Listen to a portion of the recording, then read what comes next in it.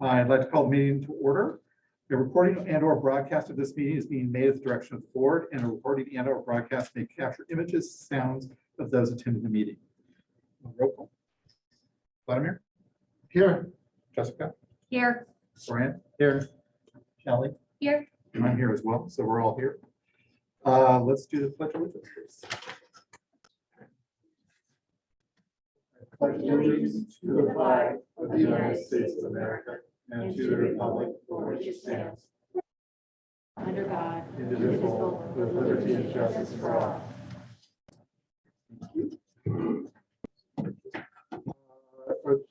We're at the agenda approval. Would anyone like to comment on the agenda?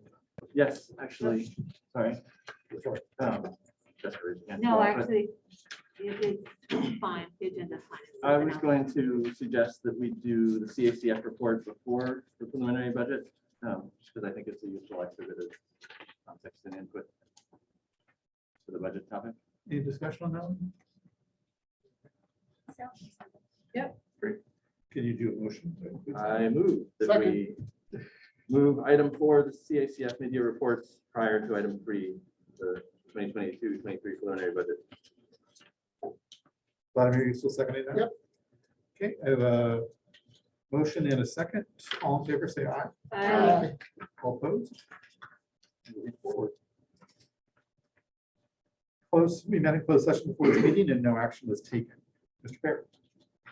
Yep, good evening. Sharing the worst kept secret. I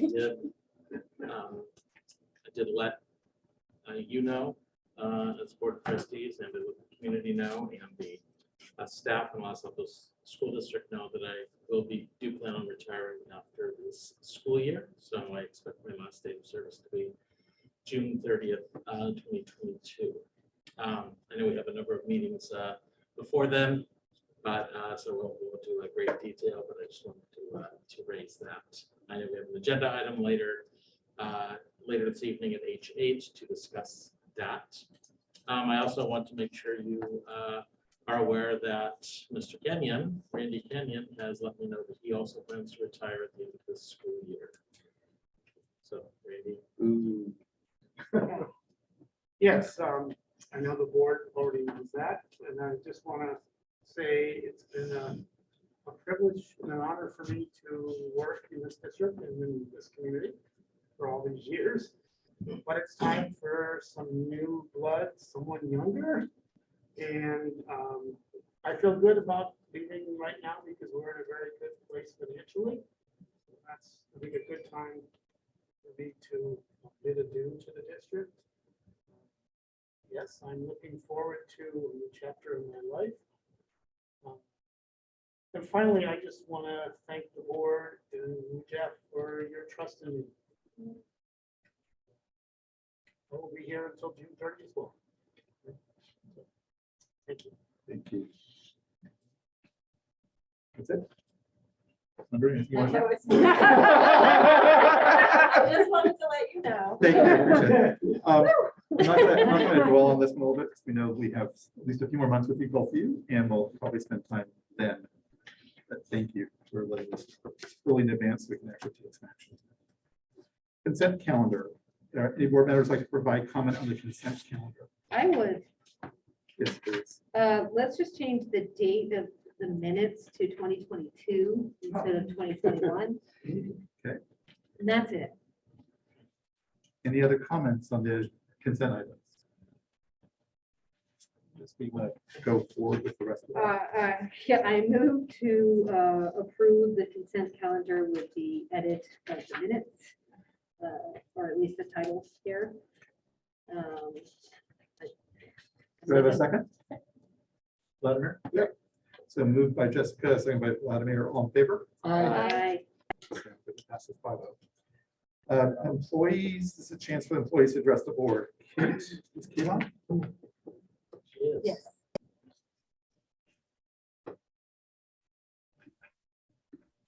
Hi, good evening. LATA would like to congratulate Jeff on his upcoming retirement. Although we will be sad to see him go, we wish him health and happiness as he heads into his next chapter. LATA appreciates Jeff's dedication to LASD and his strong leadership throughout his career. I've enjoyed working with him, and I'm glad we still have several months left to work together. LATA is looking forward to hearing more about the timeline and process as we approach this change in our LASD community. And we look forward to collaborating with the district and board in this process and continuing our strong partnership. And Randy, it looks like congratulations are in order for you as well. We also wish you well as you head into this chapter. And we are also glad that we have a few more solid months with you as well. It looks like next year is going to be a year of change. And we are glad that we have such strong community and board partnerships as we head into next year. So thank you. Okay. Moving on. I think there was no CSA employee session. To provide public comment on an agenda item, members of the public should use the raise hand button if you're using the Zoom app, or press 9 on your phone. Your name will be announced when it's your turn to speak. Prior to providing your comment, please make sure your microphone is on. Requests received after public comment begins will not be accepted. Moving into community comments. This time is reserved for members of the public and employees to address the board on items that are not on the agenda. The board is not permitted to discuss or take action on non-agenda items, except for the instruction of the superintendent to review the matter further, report back to the board at a subsequent meeting, or to place the matter on a future agenda. The board may make brief comments or clarifying questions. Does anyone like to address a non-agenda item at this time? See no hands raised. The next section. Action items, Assembly Bill 361 update. Mr. Bear. Yes. So a reminder, as a function of Assembly Bill 361, the board is able to meet in this format virtually. And it does require the board to acknowledge and affirm that a state of emergency is still in place in the state of California, and the Santa Clara County Public Health Department has requested that public agencies meet virtually. I will point out that we are working on what's next, as it appears the state of emergency from the state of California is going to expire on March 31, 2022. So we're looking ahead to see how that would affect what we do. Anyone would like public comment on this, please use the raise hand button now. Any questions, clarifying questions from the board? And seeing no raised hands, I think we can give a motion to approve meeting remotely for the month this month. Vladimir moved. No, Brian second. All in favor? Aye. Passes 5-0. Local county and local control and accountability plan, mid-year update part 2, Ms. McGonigal. All right, excellent. Well, hopefully you had a chance to look through the attached official documents as I go through the requirements around our mid-year LCAP update. Several pieces that were required, we started at our last meeting, but tonight we will go a little bit deeper into our mid-year LCAP update and talk a little bit about how the budget overview for parents has changed. Last board meeting, we talked about kind of where we are with our implementation of our goals. Tonight, we get down to the nitty-gritty of the required templates, and we'll look at outcome data that's available, which frankly was not a lot, as you saw, because a lot of our data is end-of-year data, as well as mid-year expenditure. So those pieces are what we are going to go through today. None of this needs to be approved by the board, but when we submit our final LCAP in June, the template will be a part of it. That's a new requirement. There we go. So when we think of the budget overview for parents, when we came last June and you approved our budget overview for parents, you can see where we were financially with our LCFF funds and any supplemental or concentration grant funds as of last June, and additional funding that we've received in those two categories this year. Almost all of them are related to serving students through the pandemic and safety, all of those pieces. So that is the impact for our budget overview for parents. Happy to answer questions, or perhaps Randy will as well. So the next piece that's required is to look at the template. The state put out 5 questions that we needed to respond to, which frankly was a synthesis of several of the plans that we've written to date. So the first piece here wanted to make sure that we were engaging our educational partners throughout the last year and as we continue to move forward. So I just kind of reviewed for you how we engaged our community around the Extended Learning Opportunity Grant and our Educator Effectiveness Fund plan that was specific for this particular prompt. There was a second prompt around additional concentration grant funds, which we were not eligible for because we don't have any of our schools that have at least 55% or greater of unduplicated pupils. So that was not a prompt that we needed to respond to. The third prompt was, again, about engaging partners on one-time federal funds specifically. So here you can see how we reached out and included feedback around our ESSER, our ELO plan. I think that was it there. And as you know, all along the way, we've had surveys and town halls and lots of opportunities for folks to provide feedback. The fourth prompt was around how we are, let me double check. Oh, yes. Successes and challenges around implementing our ESSER 3 Act. So we had to include our total allocated funds of just over $693,000 and what we've spent to date, and you can really see what those challenges and successes have been. And then lastly, we needed to talk about how our plans are aligned with our LCAP, which again, as part of each of those plans that we wrote, that was a piece that we needed to make a connection to. So all of the monies that we've received, either federal or state, around our concentration and LCFF funds are really so directly tied to the work we're doing and will be continuing to do to support our students and make sure that we have a safe and healthy learning environment and working environment for our students and staff. So that is the supplement. That's actually the piece that will be included with the LCAP in June.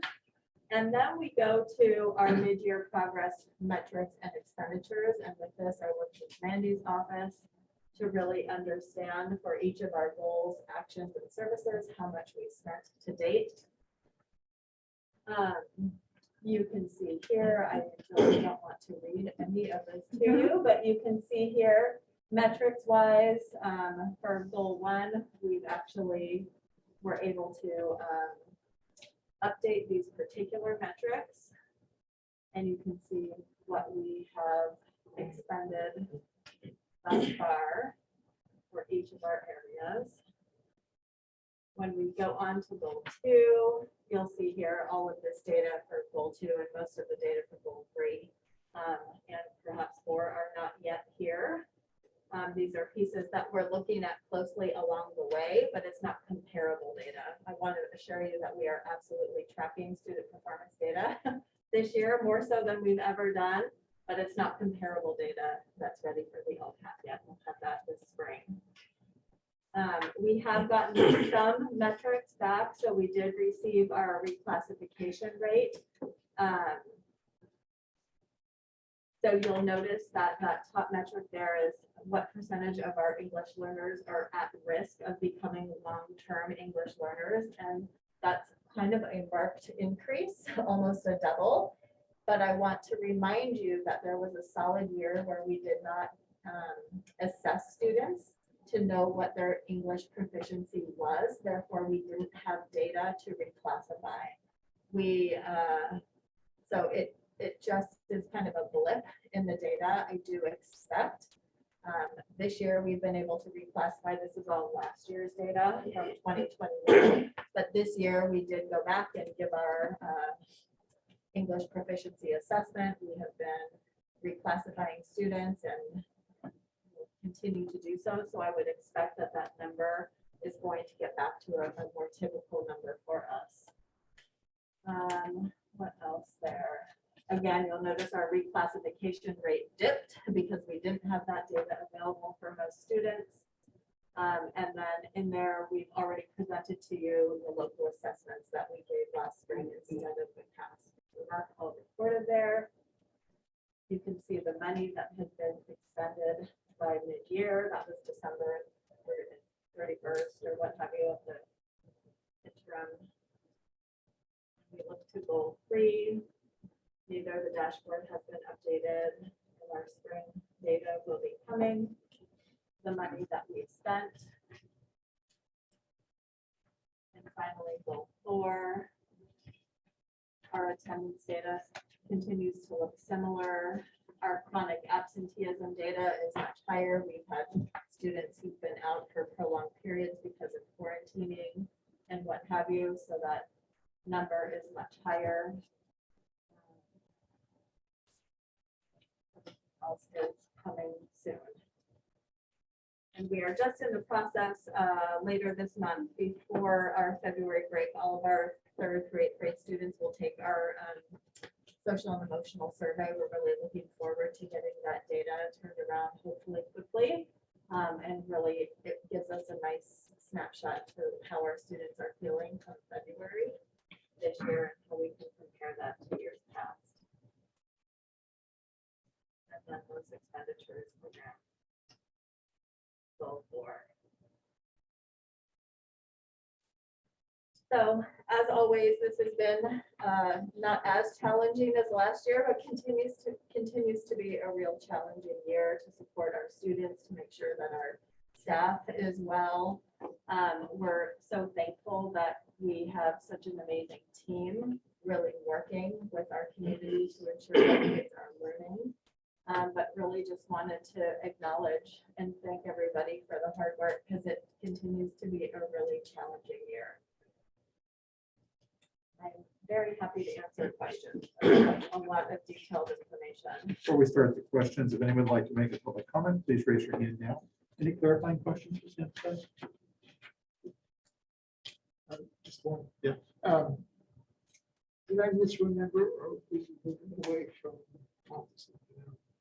Or is it already? We moved away from iReady.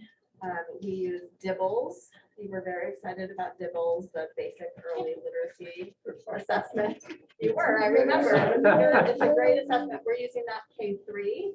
And then Losantis and Pinel is kind of an additional marker in K3 when students are reading, and we use that in our upper grades. See no hands raised for public comment. I'm going to close public comment. Any comments on the presentation? A couple. This is more of a comment for my fellow board members, but I was looking at our LCAP goals again, and Yep. part of goal 1 says LASD will ensure that all students have equitable access to technology for learning. One of the things we're going to talk about in the budget section is taking on technology spending, and I think I sort of see that as part of this goal. I think the conversations I've had with principals and PTA folks have made it clear that that's become a harder and harder burden for the PTA. And since we've committed to ensure this, I think we have to ensure it by taking on the cost. The other question I did have for Sandra, goal 4, which talks about the safe and healthy environment at our school sites.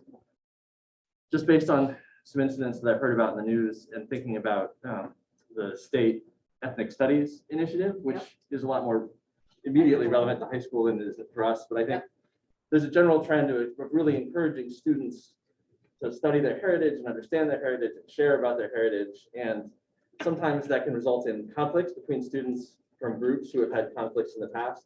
So I wondered if we've done any professional development or if we had thought about doing professional development for our teachers on how to manage those situations in the classroom and how to make sure that, you know, people feel supported in all of their identities, even when. Absolutely. So part of the outcome from the equity task force was two big recommendations. One was to adopt the anti-bias framework, which we did, and develop lessons that align to those standards, which really speak to understanding self and appreciating others.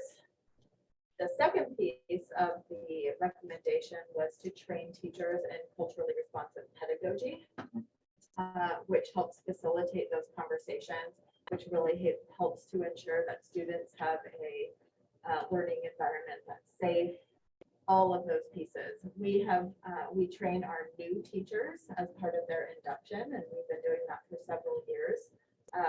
We have not, it is absolutely on the list of important things to do, but we have not trained our whole staff around culturally responsive pedagogy yet, but it's in the works. Okay, thank you. Yep. Any other questions, comments for Sandra? Moving on, thank you, Sandra. Yep. Oh, we are now moving on to Citizens Advisory Committee for Finance, mid-year report. Comprehensive school plan. We moved it, we adjusted the Putting CACF before budget. before budget. But there's a school plan. No, those are Yeah. Oh, sorry. I don't know which of them.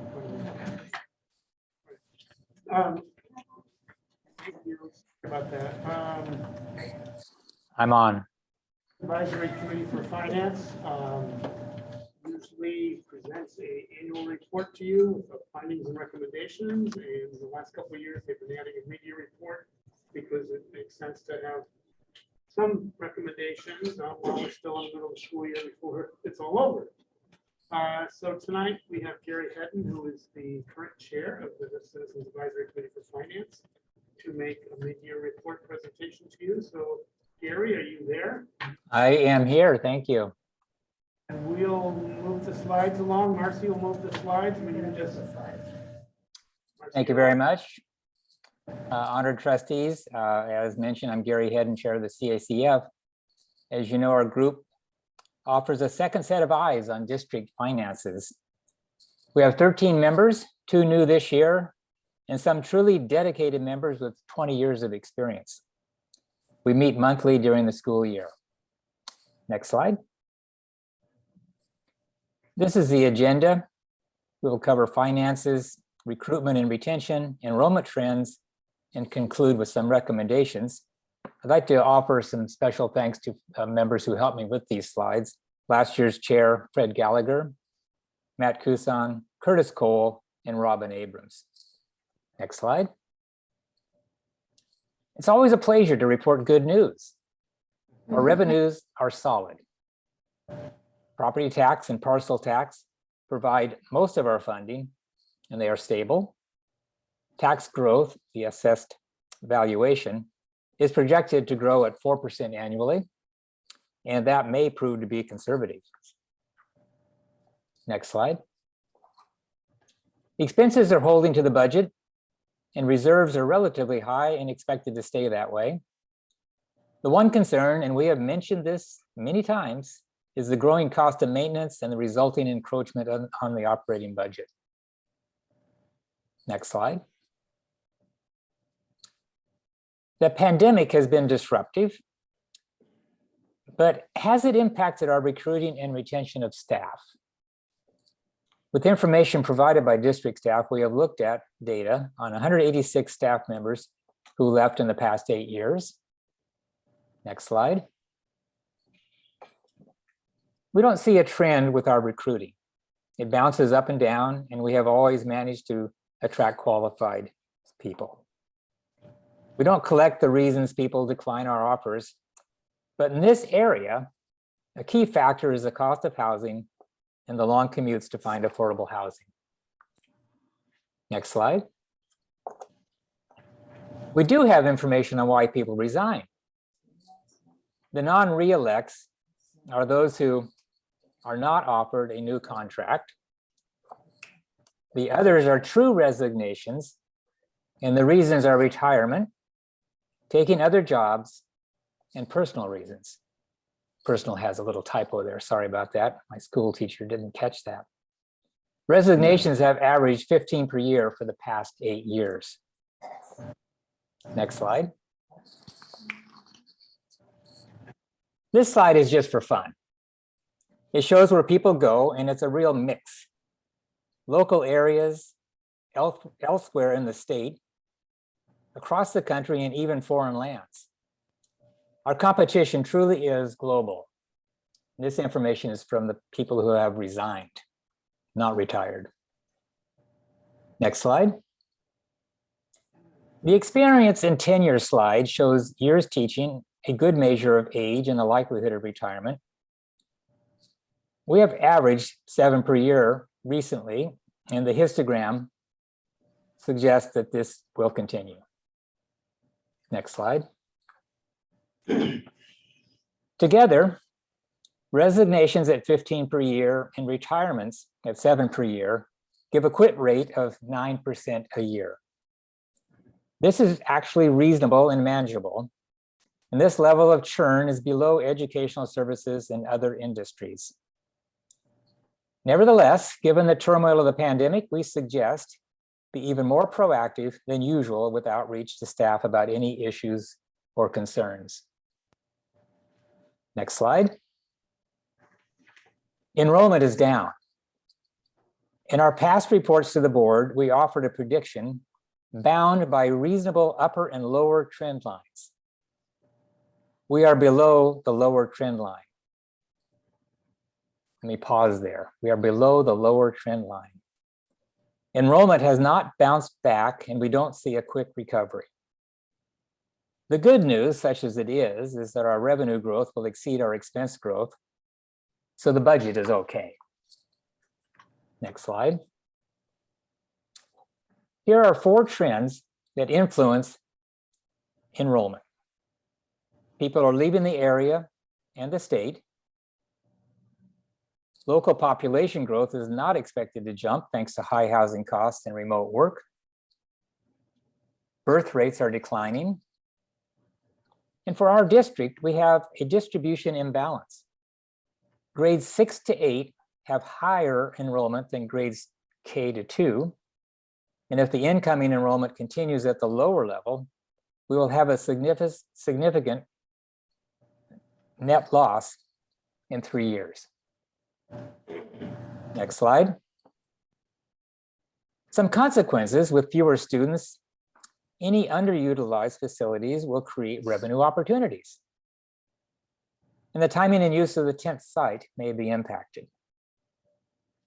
Nevertheless, there is continued need for staff to expand programs, address instructional gaps, relieve stress and hardship, provide additional substitutes, and all of this will give the district a nice recruiting edge. Next slide. Final slide, actually. The solid revenues, now and for the foreseeable future, provide the funds needed for enhanced programs, additional support for teachers, and to address mental health needs. And one more pitch. Take advantage of the solid revenue reserves, I should say, to set up a sinking fund to address the growing maintenance needs. In addition, consider the impact of lower enrollment growth on site utilization and any considerations of moving to the middle school model. That's it. The key takeaway from CACF is, we're sort of in a unique spot. The reserves are good, so we support putting some of it to good use. Thank you. Thank you, Gary. Appreciate it. Anyone like to comment on this agenda item? Please raise your hand now. Or are there any specific questions for Gary while we're waiting for hands? Doesn't sound like it. I see no raised hands either in the public comment section, so we're going to close that. Any comments or anything you'd like to mention, follow up on Gary's presentation? I do have one comment or question. Gary, can you hear Yes, me? I can. This is Vladimir. Hi. Hi, Vladimir. On slide 11, the forecast enrollment, you said that we're down below the lower bound. Is there any way of factoring out the effect of the pandemic and seeing where we would be if the pandemic hadn't occurred? Is it even worthwhile doing that? Well, Vladimir, I'm sure that is partly due to the pandemic. Oh, I know that. People left the state. People are doing homeschooling. There are a lot of things that have impacted it. So yeah, we missed the mark there, but I think the real point is it doesn't seem to be bouncing back.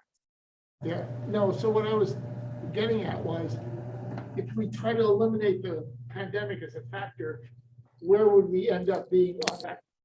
That's the only question I was asking.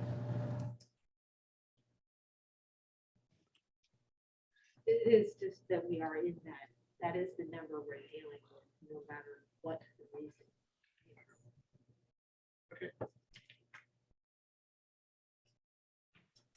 I'm sorry, I missed some of that. Would you repeat the question?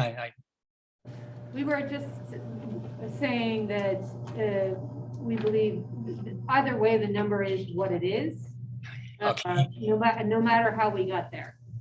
Yes, yeah, we're below where we predicted, and more significantly, it looks like it's going to stay a bit on the low side with low and slowly growing enrollment.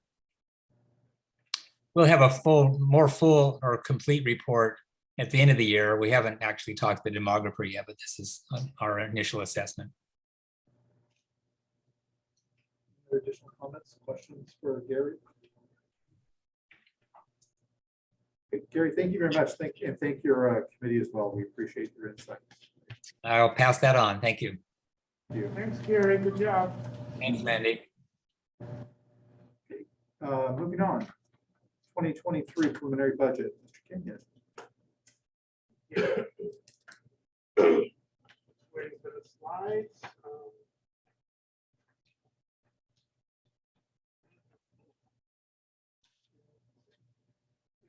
Right, Marcy? Yeah. So at the last board meeting, I shared with you sort of an overview of the governor's proposals for the state budget for next year, the 22-23 school year. And what we share tonight is a very preliminary look at our budget for next year, factoring in the governor's proposals. And we'll get right into it. There's not a lot in the governor's proposals that directly impact us. Maybe there's a few things. They're all on this particular slide. Because our property tax revenues are higher than the guaranteed state funding and the local control funding formula. His proposals related to that don't have any direct impact on us. We do see that big cost of living of over 5% affecting the funding transfer to the charter school on a per student basis, right? And you can see that could be around $250,000 increase over what we were projecting earlier. Special ed funding gets funded on that COLA outside of the LCFF, so that will be a positive impact for us. And then the other thing that is different from first interim projections, which I shared with you in December, is not only the governor's proposals, but also I've had to estimate a cost of staffing, ongoing cost for the Universal Meals for All program. And you'll see that number of $400,000, and I'll talk a little bit more about that when we get to that agenda. So just in case you were interested, with a large COLA increase on the state guarantee, one might think, are we getting close to the cusp of where we're no longer basic aid? So this slide addresses that question, where you can see the blue section, which is our basic aid benefit. The amount that we are over the state guarantee is not too much different from where we are currently. Highly into basic aid, over $12 million next year, even with the COLA on the LCFF calculation. Just thought that would be helpful to have there. Here is a quick and dirty look. We're looking at a $73 million budget, operating budget for next year. You'll notice that currently projecting a little bit drawdown on $300,000 through expenses exceeding revenues, and a ending reserve level of a little over 17%. Again, these are early projections for next year, so this will be updated every time I make a financial report. The next one will be in March. What are some of the key assumptions? I want to go through all of them. I just want to point out that currently projecting property tax growth at 4%. We'll talk a little bit more about that as we go into the slides. I have an enrollment increase shown in here, and I will say that's a conservative assumption. Conservative because enrollment growth means more staffing, which means more cost, which is a conservative assumption. If we have lower enrollment, we'll have less cost. BCS enrollment growth to pretty much their cap under our facilities agreement, a little over 1,100 students. 1,061 will be in district. And I think those are the rest that you can read on the slide. Continuing, assuming our class sizes return to pre-pandemic levels. So for example, if we're at 19 or 20 now because of the pandemic, we're looking going back at 22, 23, 24 is how is the assumptions I've made. No across the board raises in the baseline projection.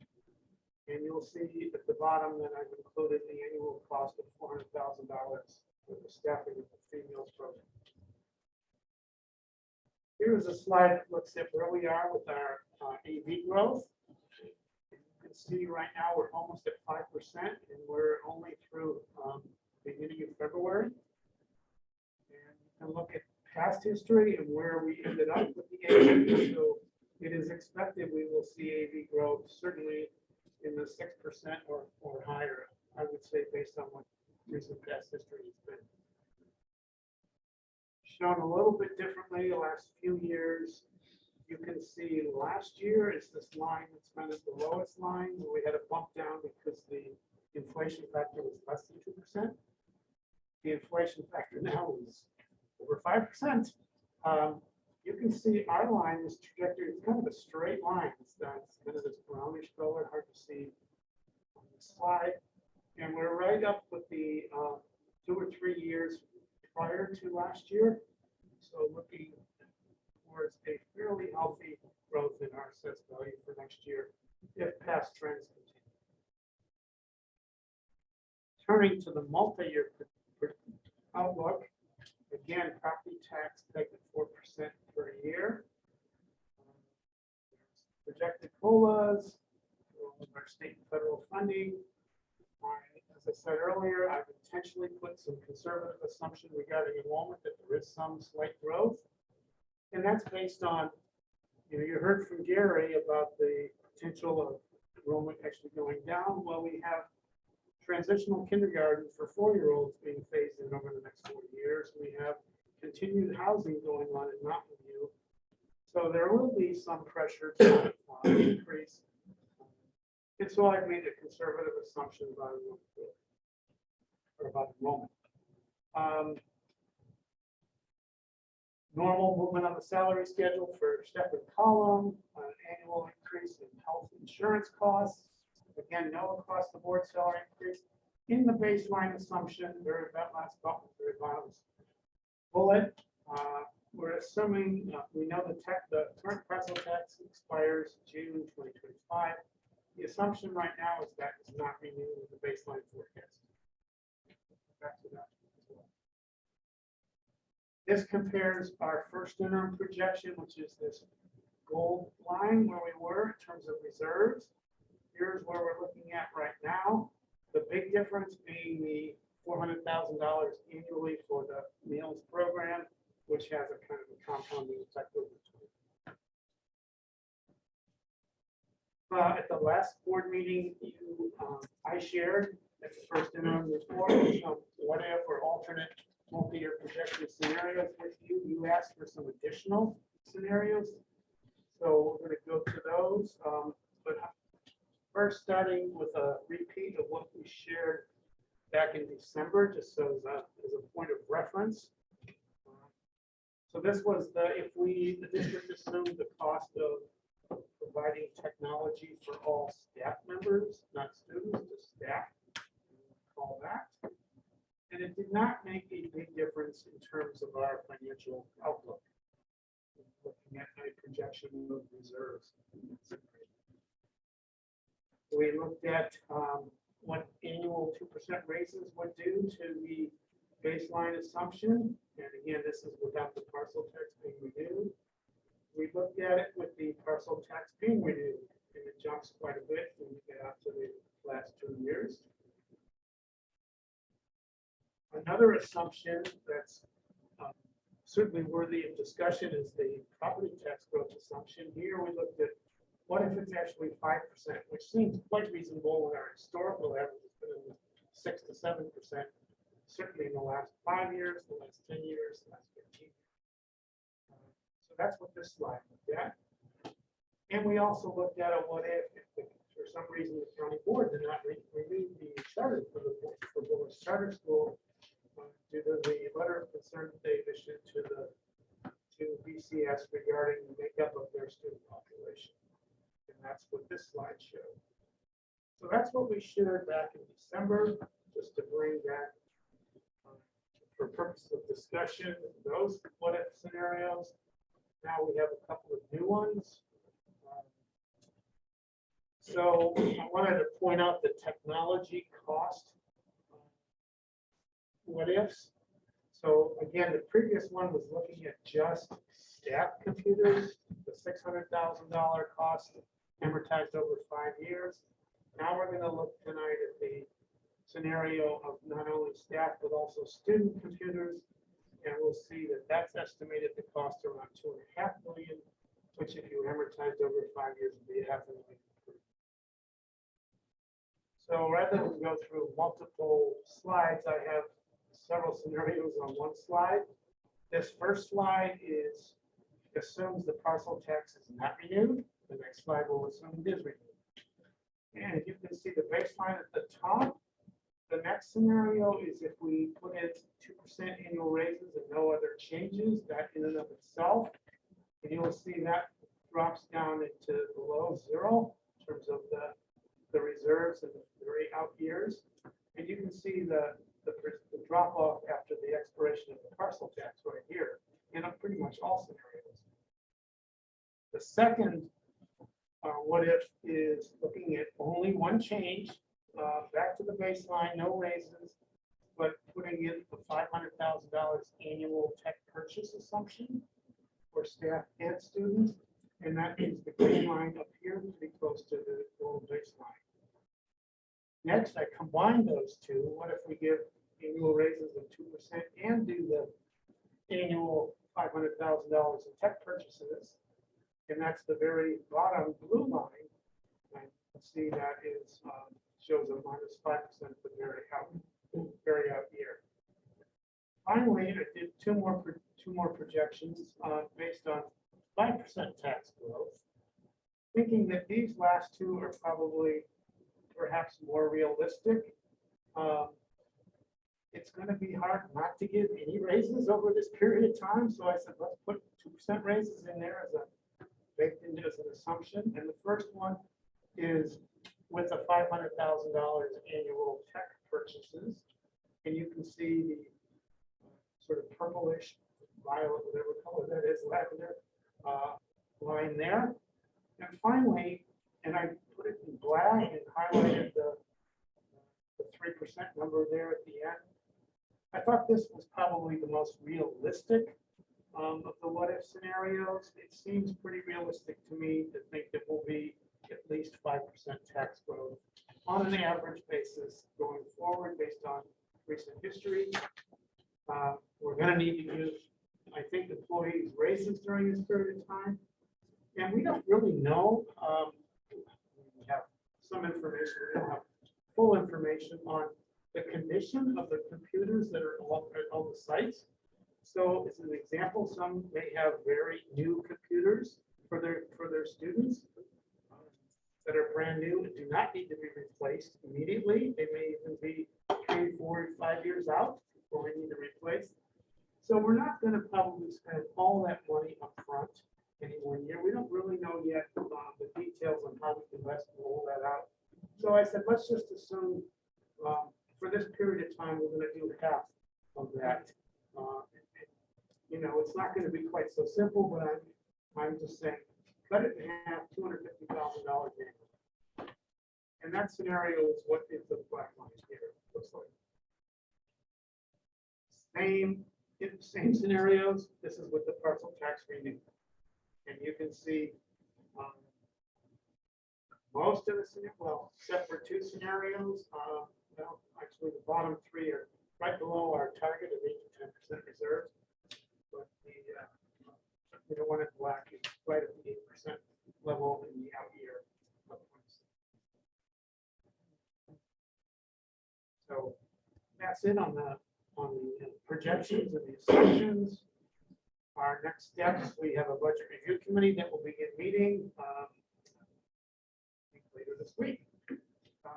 You'll get an update in March, the very next board meeting, our second interim financial report.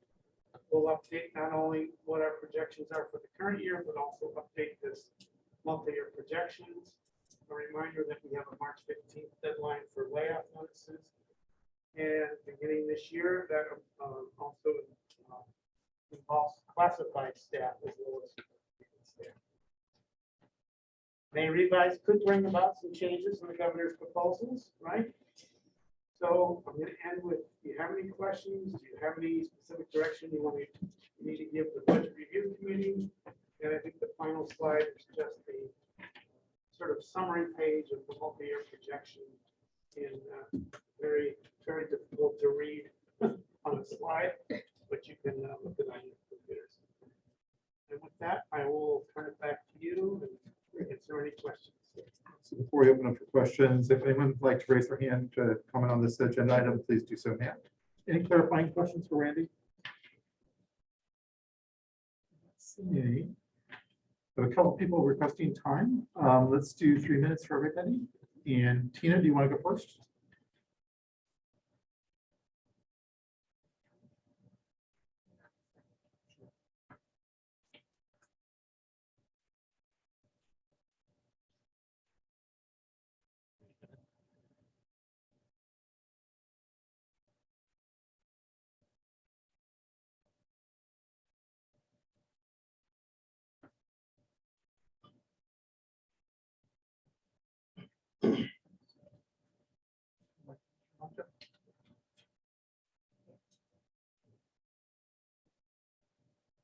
Tina, you want to turn on your microphone and you're ready to go, I think.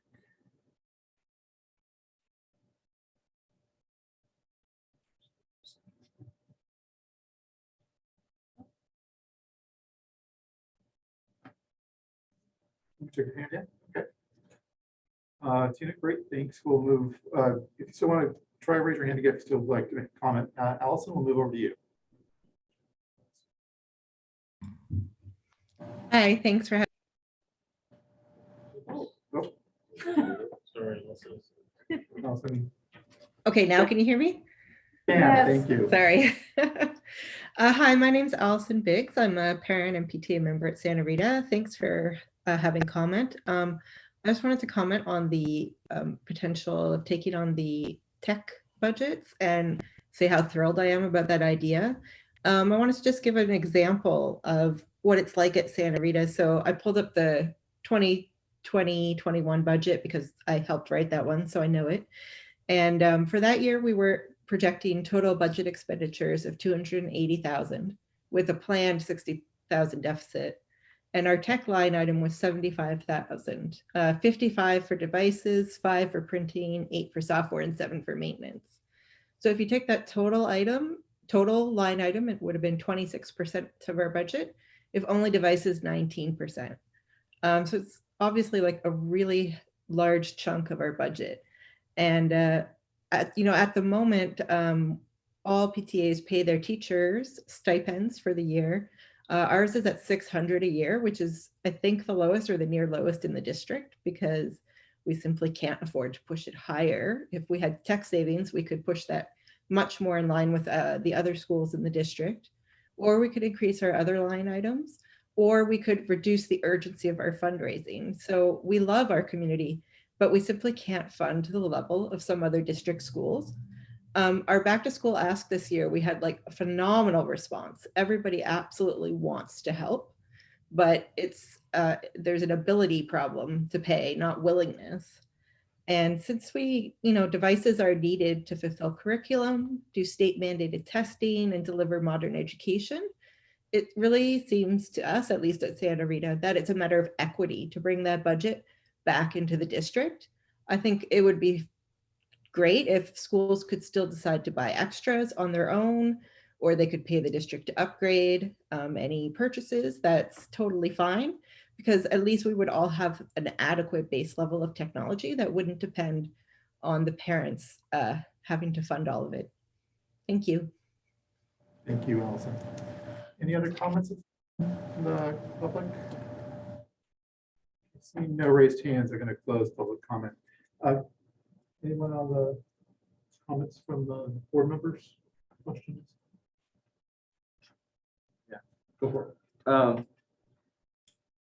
So just looking through the projections, I think the sort of either the purple or the black line that get us down to 7 or 8%, basically with 2% and tech spending and 5%.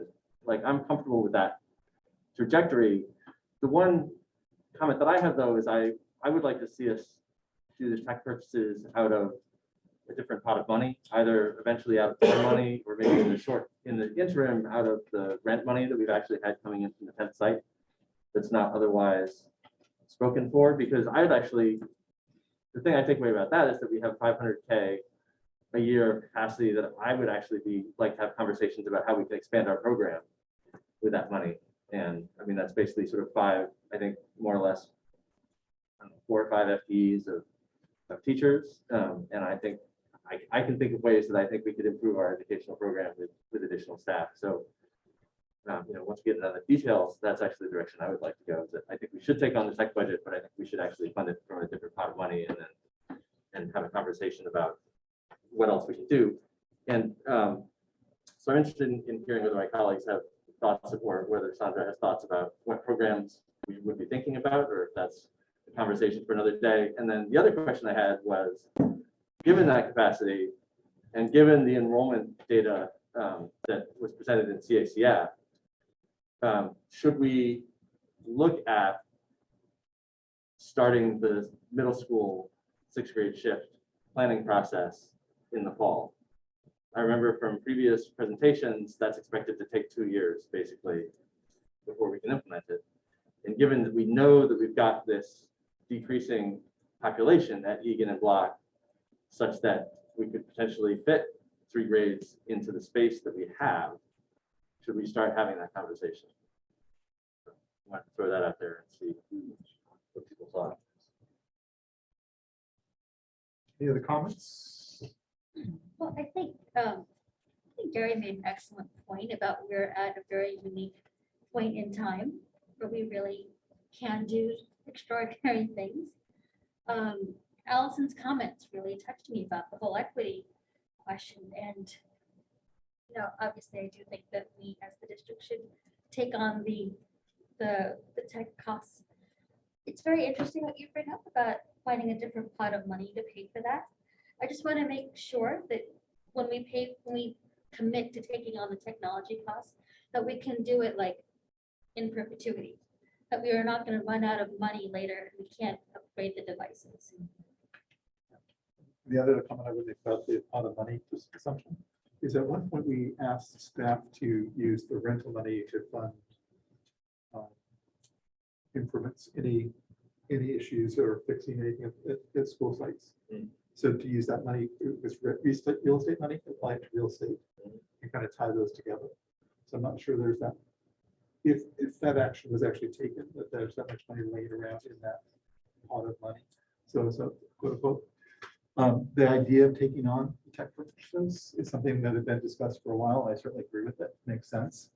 And we're going to have some continued conversation about how to do that. Your idea about having a conversation about program changes is more of a study session comment than one that we just throw things out here. So I'd rather talk about putting that as an agenda item, study session that we pull together, give Sandra a chance to think about it, all of us to have a chance to study it, versus just random comments here. is what I recommend. Any other comments? Yeah, I have some comments. It's somewhat along the lines of what Brian and Charlie said. I too was surprised at the size of the budget at Santa Rita and also the equity issue there. And I would just note that there are some schools whose PTAs year-to-year surplus is larger than the entire Santa Rita budget. And I think it's incumbent on us as a school district to do something to keep that out. So I'll just put that out there. I think that we do have so much for that that we didn't anticipate. And I think the question that we need to ask is, what's the best use of this as far as our students are concerned, and looking at it for the long term. So the question is then, how do we use those funds? What are the outcomes that we expect from each one of the possibilities that we could use those outcomes, those funds for? What are the probabilities of those outcomes? Because some of them we may or may not know very well. And also, what's the range of the possible outcomes? And I have a list here: smaller class sizes, dedicated teacher mentors, enrichment programs, salary increases, explicit support for master's and doctoral degree programs, technology spending, needs-based technology. Alternate, we could make it needs-based. Facilities upgrades, sinking fund, marketing programs. There are lots of different uses that we should put there. I think we need to be intentional about what we're going to use that money for. What do we expect the outcomes to be? How probable are those outcomes? And one thing I think we could do is we could ask the Budget Review Committee and the Citizens Advisory Committee to make recommendations. Options that I didn't think of or I didn't think of. Take it from there. So that's what my suggestion here. I agree that we should take on the full tech spending. It's time. As a PTA leader, it was always the biggest chunk of our budget. And so I know the road that Allison was hitting, so it's a tough one. It is about time, as Brian had said, as it relates to equity. Point of it, for educational equity, we should be heading in that direction. I do think it needs to be more from our general fund than any special fund currently, unless we have a nice fund that's cool. That's special that we just don't know of. Yes. I just want to raise the point. I don't disagree. If equity is what we're after, the comment she made about creating a baseline and letting PTAs add to it, we're going to quickly get into an inequitable situation. No, that's a good point. No, I caught on to that too. We need to figure out what our kids need and determine that, and then have a tech spend for that. That is what we need to do. That would be the equitable thing to do. I thank you for pointing that.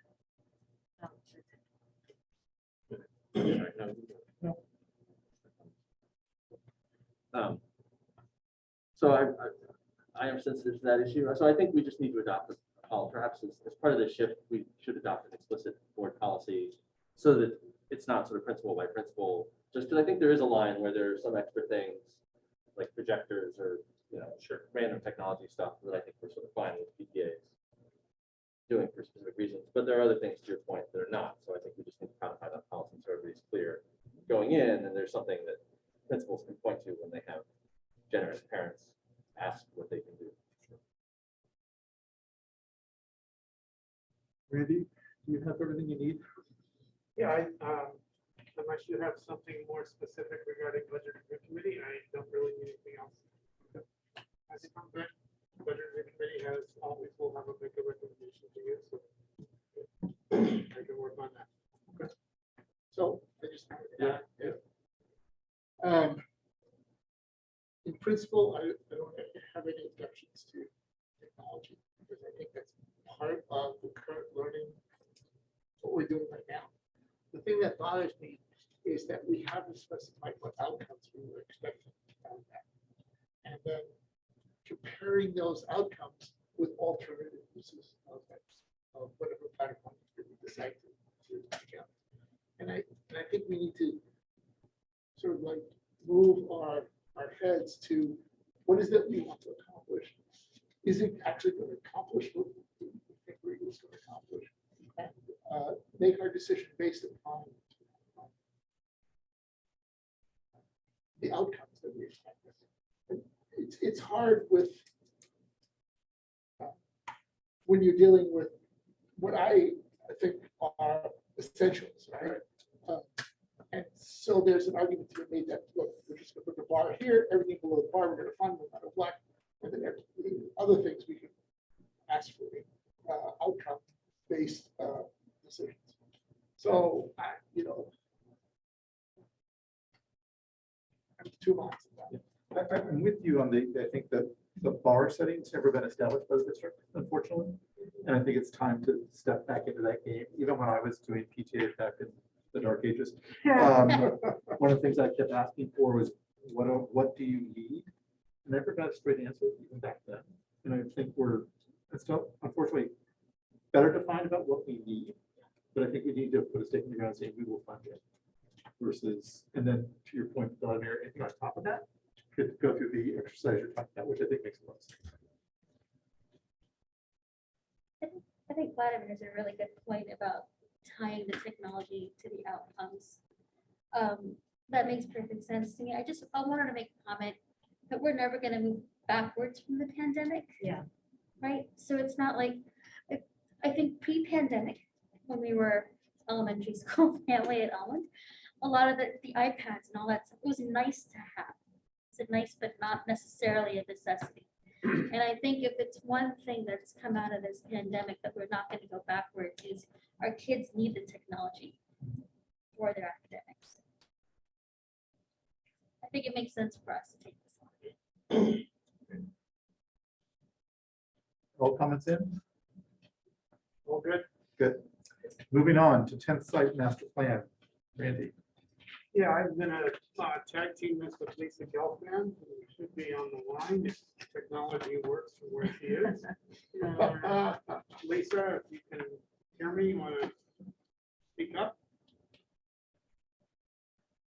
I know Marcy's working on. Yeah. Here you are. Oh, Can you hear me, Lisa? I can hear you.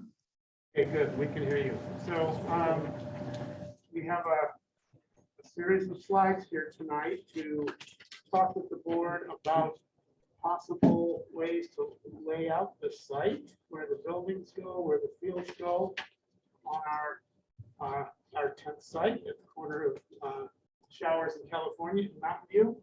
So I'm just going to introduce a few of the slides and then turn it over to Lisa, who will do a much better job of presenting this. So first slide here, the sort of the title slide, you can see the area just actually superimposed on top of a current picture of that site. And the first several slides are really sort of a recap of where we've been, right? We talked about the preferred location for the park, and both this board and the city council agreed on the preferred location, which was circled in green on that cover, back on the cover, the title slide here.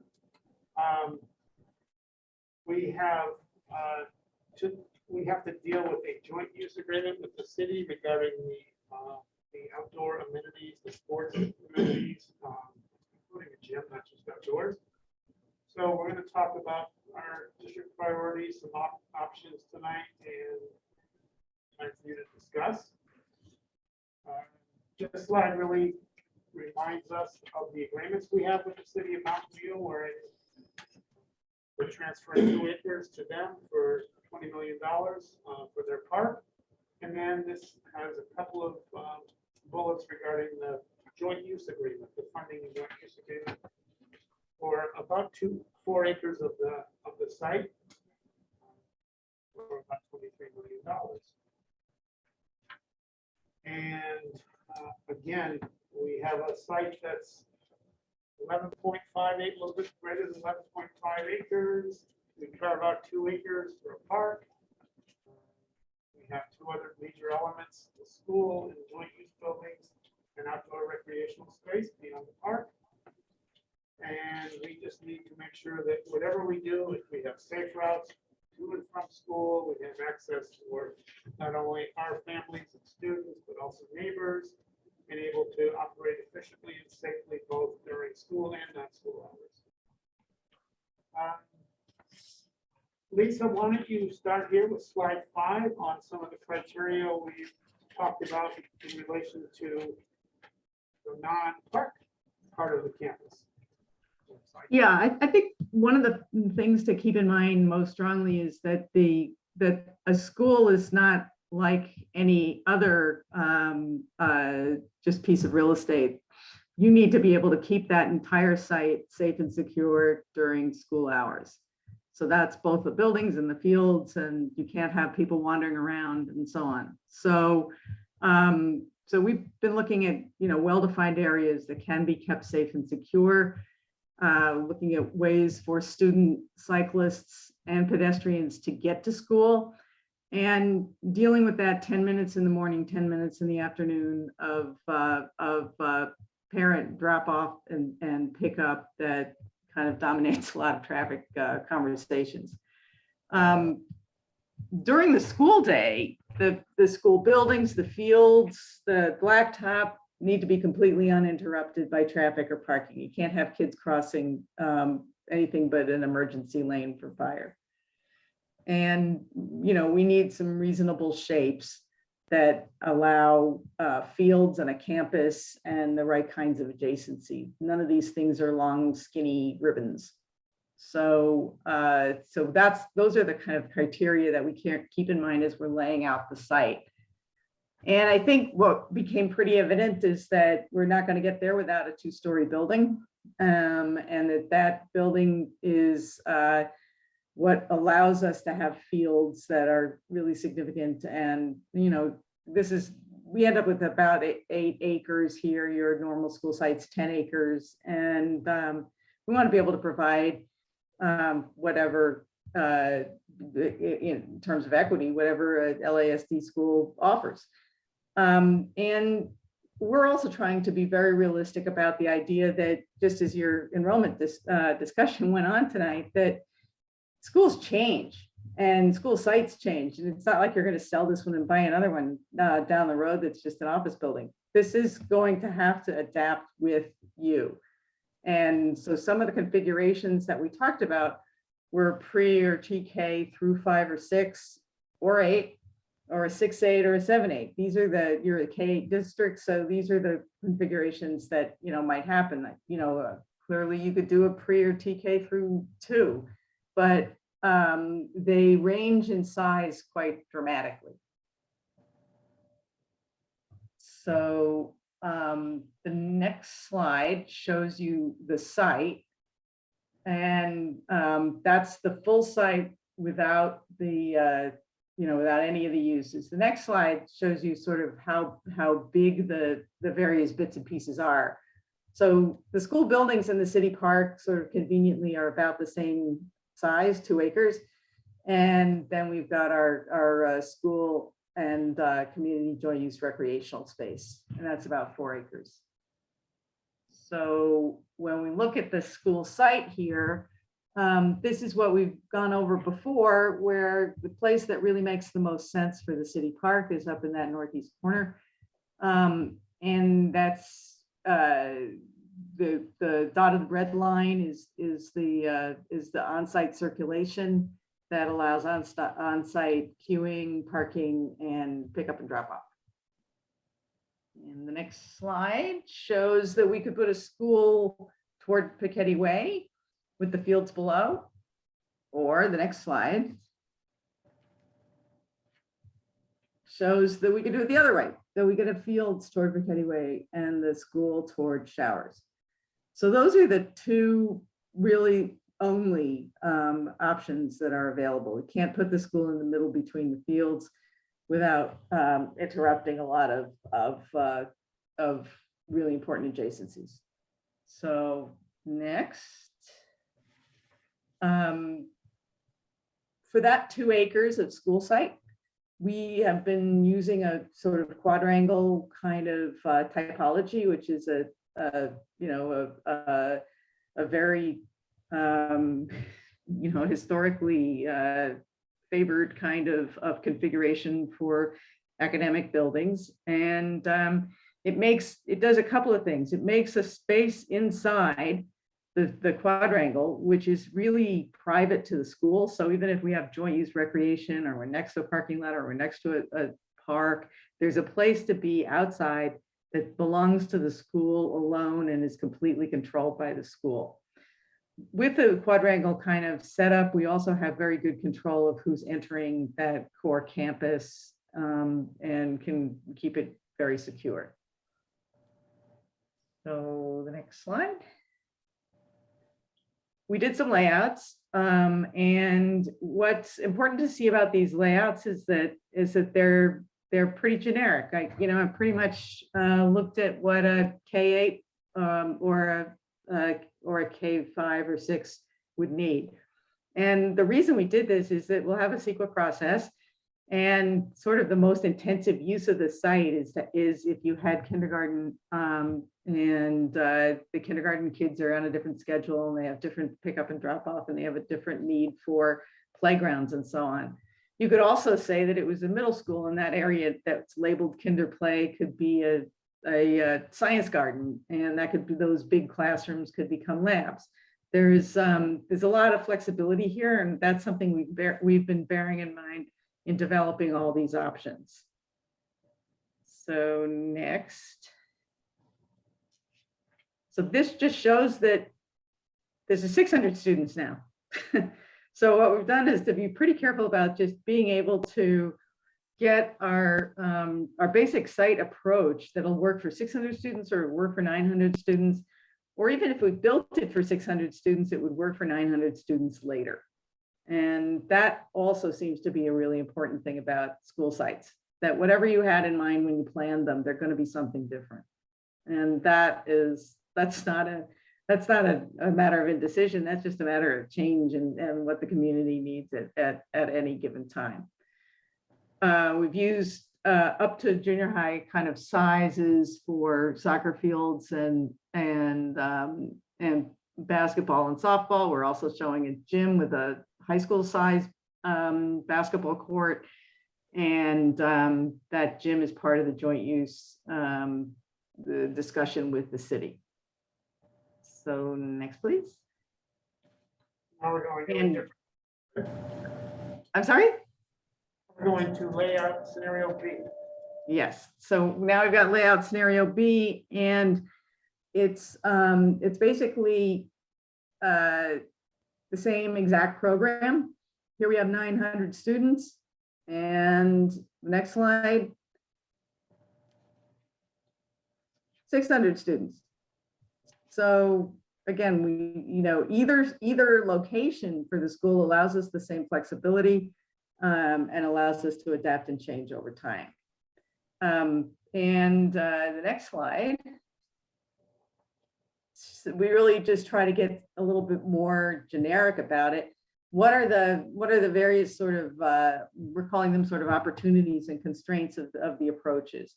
So in A, and in all of these cases, the school site is the orange, the light green is the joint use fields, the dark green is the city park, the gray is the parking, and the navy blue is the blacktop. And the parking and the blacktop should be next to each other so that we can get fire access across the site. Or also, some overflow parking and things like that if you had an event. But the main thing is we need that emergency access. So the top one, approach A, is a school site that is removed from the busy streets. It's accessible to the Hetch Hetchy Greenway for pedestrians and bikes. And the front yard of the park of the school, in some respects, would be the park. Cruising police would certainly be able to see whatever was going on in the fields. On the other hand, the athletic fields would be bordered by very busy streets. So you got the issues about the balls and what kind of fencing we would need. There's a big time drop-off temptation for people not to enter our on-site queue and to try to do drop-off on Piketty, and that would just require ongoing management from the school. And the school site is relatively invisible. And whereas we're saying that the fields and recreational facilities are a joint use potential with Mountain View, they're very separate in this layout from the park itself, which means that the park in a way doesn't give any kind of reinforcement to the fields. And, in some respects, even the meeting that we had with Mountain View Park and Rec, and they started talking about, cricket or some other stuff that they might want to offer to the to adults in the neighborhood. In the after school program, these are things that kids might want to use. And if the park and the fields are separated by the blacktop and the parking, that might make that more difficult. So in option B, or layout option B, the school site is very visible at an important corner. Because it's a building, it's very easy to secure. You're not going to have balls flying out of the building. And it's sort of naturally fenced. The queue and drop off is inside the site and natural. And the field shape is a very nice compact size, can be used. The two fields, the soccer and the baseball, just sort of could run into each other easily. In addition, just as I was saying, that those fields and the park are adjacent, so they could have a potential joint use. I think that puts the school and recreation stuff right along Hetch Hetchy right of way. And I think it's important to get a good, to resolve any potential conflicts between parking lot and say bike lane. And there are ongoing discussions about that. And this site in this configuration, it's a little more important to resolve that. The school site is bordered by busy streets, but again, we've got the ability to make good double pane windows, and you wouldn't necessarily be bothered by the acoustics or anything like that. So those are the sort of issues that go with each location. And I think that they're both still in play because they both could be made to work. I think that, as I said, there are advantages and disadvantages for both. So we can just, see what everybody's got to say, think, ask. So I'm Yeah. good. You done? So I just want to, from the board, we're looking ultimately for direction as to which scenario you prefer as we move forward in master planning the site with the city. And tonight we're offering, we offered this information. If you have questions or additional comments you want to make about scenario A versus scenario B, and again, ultimately some direction from you, but you could, we're happy to answer questions tonight. And if you need more information, we'll also try to bring back more information for you. So turn it back to you, Steve. Thank you. So if anyone would like to comment on this, please raise your hand now. Any clarifying questions from board members? I just have a quick question, Lisa. Scenario B, when the constraint says school site bordered by busy street, the concern is the noise from the street and not kids running into the busy streets, correct? Absolutely. The kids are not, that's much more of a concern with the fields bordered by busy streets. Okay, I just wanted to be clear about that. Yeah. Any other clarifying questions? Lisa, for scenario A, where the school site's on the north side, I had thought that, that the city was pretty adamant that queuing happened within the site, and it doesn't look to me like there's really any opportunity for queuing on the site on scenario A. It's sort of, you turn off Pedagogy and then the school's right there, so as soon as it starts to back up, it's gonna back up onto Pedagogy. Right? Well, unless you manage it so that the kids are dropped off next to the blacktop, that's what I said. I think it's a school management issue. You would have to say that parents have to drop off kids. You know, Drop off like down by the yeah. field somehow. Below, right? Gotcha. Any other clarifying questions? See, no one, no public comment, so we'll close public comment. Anyone want to kick off discussions on this topic?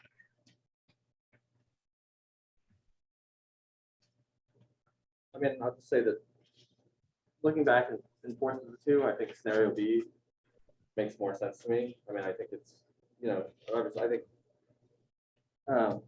think the opportunities and constraints that were laid out here are pretty much look right to me, and I think that all things considered, I think B makes the most sense. I agree that bicycle and pedestrian access is important no matter what, but it seems tractable in either scenario, and I don't see an obvious win one or the other along those lines. Any other comments? Lisa, could I ask you a question? Can you tell me a little bit more? And I happen to agree with Brian, but I think the scenario B seems to be better, the better proposition. But could you tell me a little bit more about bicycle access to either one of the two, but in particular scenario B? Where would bicyclists be allowed to come in to the school, for instance? So we've got we actually have, the city has a blue lane sort of network, and it comes from the Greenway, so it could come onto Pedagogy and then from Pedagogy onto the, you know, into the drop off, which seems like it could be a, you know, a problem in either scenario. So what we did was to show Federal Realty that in the Pedagogy right of way, we could actually do a protected bike lane by doing head-in parking that actually leaves 8 feet of bike lane, and that would protect the bike lane from the parking lot, and it also happened to give them more parking spaces. So their civil engineer is looking into that as a way to, you know, provide an entire edge that is really screened from any traffic and that actually provides a truly separate and protected bike lane. Okay, thank you. Another question. On the right-hand side of the diagram, you have the crossings, basically, I believe, right? Yes. And what is this? What's this called? Whatever the houses that are right next to. It is a crossing. Is that part of the crossing? It is a crossing. So would a pedestrian have to go up to Pedagogy Way and then down the main road to get in, or would they be allowed access to, let's say, the parking lot directly from California? This is just pedestrians. Yeah, I mean, we're thinking there's a sidewalk along California. Right, but would there be access to the school from the sidewalk, either you know, during morning hours and then closed, or not at all? That's the only Well, in B, it's really natural. In A, they'd have to sort of make their way past the, you know, around or through or past the park. All right, that's all. Like Brian, I'm leaning towards B. Yeah, I'm And leaning. I would be interested to hear sort of any sort of like objections to B. That's where my camp is, or that's where my thinking is right now still. Your B I or prefer A. you prefer I A? prefer A. Oh, really? Yeah. we do Mr. that. Talio. And one of the reasons I prefer A is actually after hours use. The fact that I can seal up a building, but I can't seal up a park space. And so having it cruisable by the police to me is actually helpful. Where it has more visibility after hours. The idea that just because we have a longer driveway into B doesn't mean it's going to get used, and it's taking away space for us to use for other things, in my mind. Because I think the reality is people are going to drop off anywhere they want around this facility, and we can encourage them to behave the way we want them to. But if we look at what happens at our existing school sites, they don't. So I think the reality is that that drop off is going to occur down the Hetchetchee right-of-way side. On B, it's going to occur. People are going to figure out, oh, I can drop my kid off around the corner on Showers and let them walk in. I mean, there's just going to be traffic issues there as well. And what I've done is given away given traffic a priority in the space versus using the space for recreational and use, which is what I'm trying to maximize here. Sorry, Steve, to clarify, Lisa, the driveway and the parking lot are the same in both scenarios, aren't they? They're a little white. Yes, they are. And I just don't think the reality is that they're not gonna avoid dropping off around the Showers, California, Hetchetchee right away. And I think if your concern is Pachetti backup, it's gonna happen, that the drop off and backup issue is gonna occur anyway on busy streets. So I don't think. Yeah. Well, and our conversations with the city have included just sort of right turn only on California. You know, there is a pretty strong, desire on the part of the city to manage those traffic impacts. Agreed, Lisa, and there's a strong desire around all of our sites for the city to manage traffic. Yeah. They've never been successful. I'm just gonna put it out there. There's parking lots all around this thing that are gonna get used as drop off whether we want them to or not. And so to be naive for us to say, oh, I'm gonna pick that because this has better drop off access. I just don't see that as gonna be the case in what I've seen. And what I'm worried about now is I see already our fields are being used oddly at night, and they're in residential districts, and they're surrounded by homes where people can comment on them. This is going to be more of an industrial space. And there's no extra set of eyes and ears on this unless we give it easy access for the police to do their job and see it at night.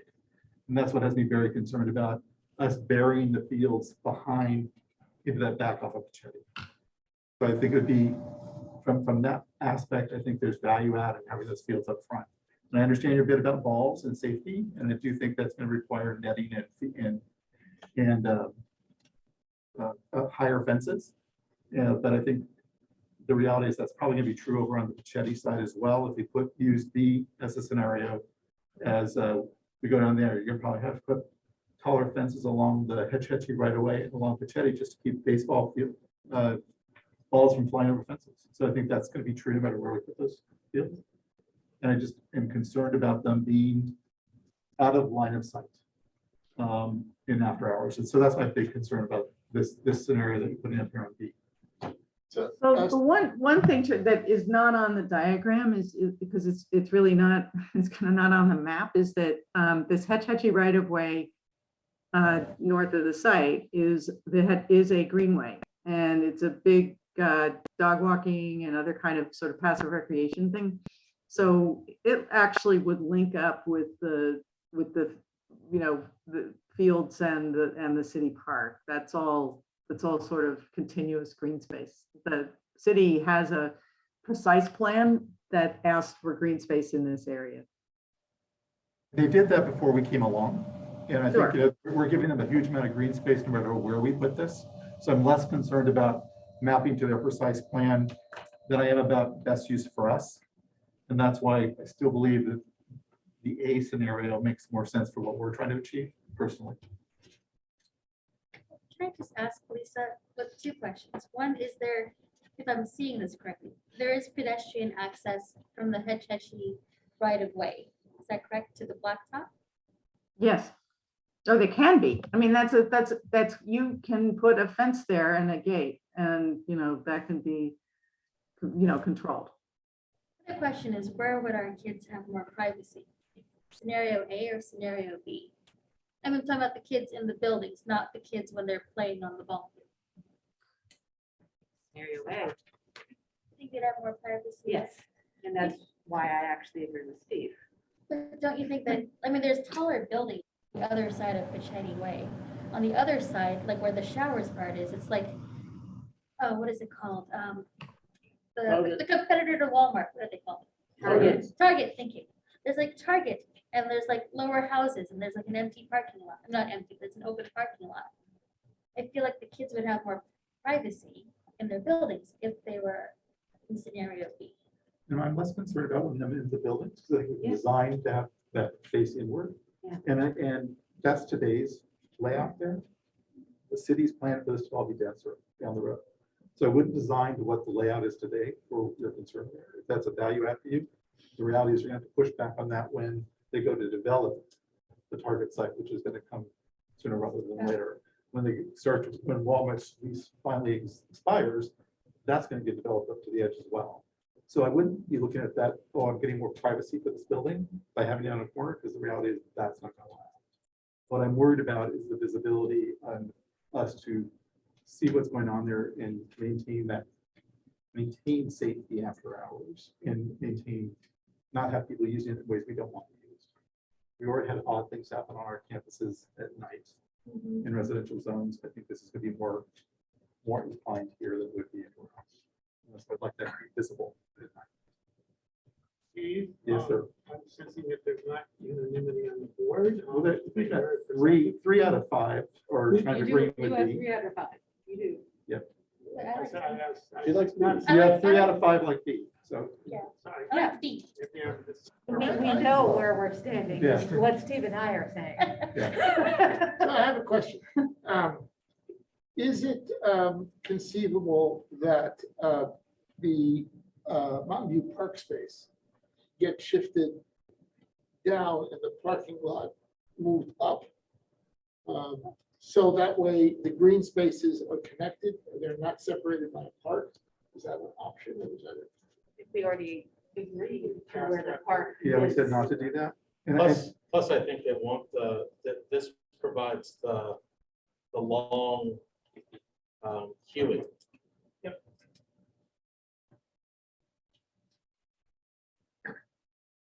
as much separation as I can get between the kids and the park. Kind of why we went that direction. One point, Neil. All right. The other comment I had to make is that I think it's possible to put a fence around all of Hetch Hetchy, showers, almost everything on California up to the park, and then from Pechetti over to Hetch Hetchy. So I'm asking, would that fence? Because I don't think it's dark. We're not putting lights in that space at night. There's going to be people wandering through doing things that we don't want them doing. I think if I move it up, if I can get it someplace where it's easily monitored, which is on that corner, less likely to happen. And so that's why I'm looking to have that visibility after dark to keep it a safe space. And if the police made it a point to patrol that particular area? I think it's just going to be less likely to happen. Valerie, personally, from what I've seen. Can Lisa just clarify? You were talking about police cruising. Were you talking about police cruising on showers and having visibility into the site? Because I don't see why they can't also cruise on Pechetti and have visibility into the site that way. Actually, from all vantage points. Right? They should, Oh, yeah. no, from all vantage points, Shower, California, and parts of Pechetti, there's cruising ability, Right. or where site A is. That is, And B too, though. I just think it's buried, and that's why I don't like it. But you have 3 people who are moving forward, so you have direction if that's what you're looking for. Well, Do that's we need, just a but do we concern. need to be unanimous in this? I mean, that's a No, pretty you big don't, jump. but I would rather have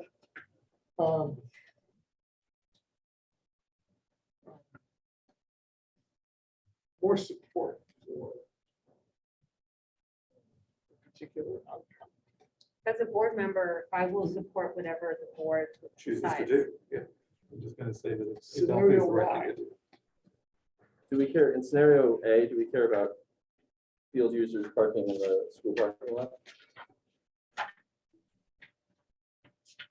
And why is that different in B?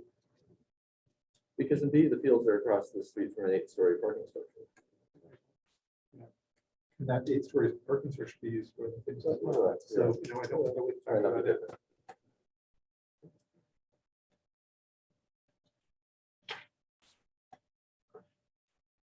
Is there, Lisa, are there any factors in terms of the topology of the site? Oh, I'm sorry, in terms of the weather of the site? In terms of the topology, I mean, it's not perfectly flat, but are we just pretending it's flat enough? Yeah, I think we're pretending it's flat enough. I think we're, all of the areas need to be flat. They could be in several, they could step gently. But we don't see any particular issues.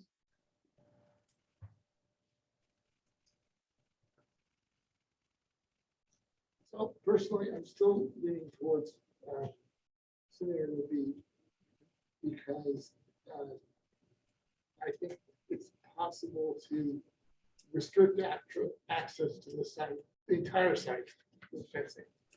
And I also think that it's possible to ask Mountain View Police to make that Chetty Way, Hetchy, a part of their route that they cruise every night. Yeah, It's not a, this is something I think we need to do. It's, We're kind of at the stage where we have to make a choice. And 3 of you said that's the choice you want to move forward with on design process and negotiations with the city. So it sounds like that's what the direction we're giving the staff to move forward with. What is the, Randy, you mentioned that you won't need direction to move forward. What does that, I mean, as Lisa said in her presentation, right? Both of these are the same size in terms of students.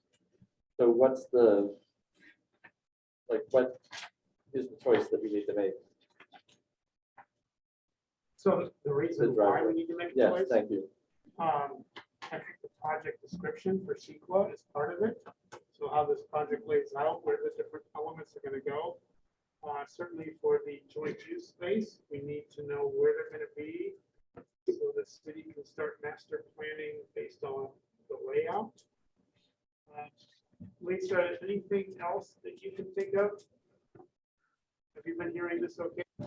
Yeah, I mean, I think that the being able to move forward both with CEQA and with our partners is why, at this point, we've been sort of trying to keep both options parallel and open.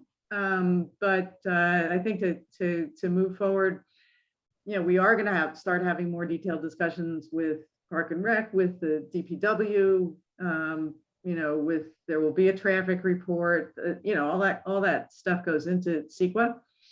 And, that we should be, pick one. Given that we're of 2 minds as a board, should we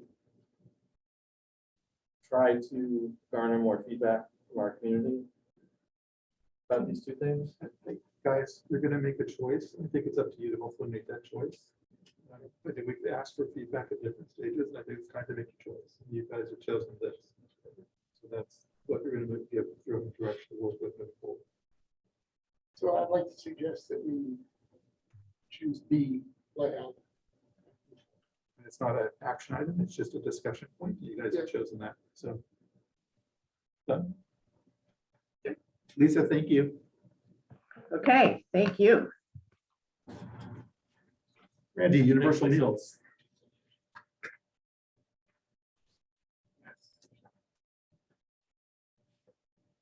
Wanted to provide the board an update on how our plans for next year with the new requirement in the state budget act for the current year on providing free meals for anyone, all students, anyone who wants them. Go to my next slide. So this is just a quick recap of where we're at, what I've learned so far. Okay, still a lot of ground to cover before we start implementing. You know, began talking with the PTA leaders about this almost a year ago. We've been working with a consultant called School Food and Wellness Group for the last month or two. We're looking for vended meals. That's what we have now. Somebody produces meals and we just take them and deliver them out to the school. Right? We're not going to be making our own meals. We're not a true food service operation. A couple of weeks ago, we went and looked at all the school sites in terms of facilities with our consultant. Some will require certain refurbishments or modifications. Others are almost fine just the way they are. So we're going to have to spend some money on some construction during the summer to make all of them ready for next year. We've identified some equipment we need. We don't have the specific numbers yet. I'm waiting for final reports from our consultants regarding the inventory that we took and what we think we need. And this equipment is, you know, there's a supply chain issue. We're going to start ordering ASAP to get that stuff in before the beginning of the year. We want to do a RFP process, request for proposals process. We've already had discussions with Mountain View Listening. And we visited them last week, and they're very willing to provide the meals for as many students as we think we'll need. So we know for sure that they're going to be one of the respondents to our. Just a few little tidbits. Again, meals are free to anyone. There's no advance sign up. Like we talked about that last meeting. Required, there's 2 meals, a breakfast and a lunch. They have to meet all the nutrition standards and guidelines. It can be cold or hot. What I see is some of the implementation issues has to do with pickup and delivery of the meals. We're going to need at least 2 people because we have 9 sites. And if we pick up in the morning, we need to get them out to the sites. We think we're going to need 2 people to do that and 2 vans or 2 vehicles that provide refrigeration for accomplishing that. And that underpins some of what that $400,000 annual cost that I baked into the preliminary budget baseline. Also, we're going to need at least 2 persons serving at 2 per site. One person is going to need to be trained and have a certificate and be the lead. The other person can be not the lead. Whether we are able to get volunteers or not, I assume in terms of finances, worst case, that we would have to employ 18 new people, and that's where the bulk of that $400,000 cost is.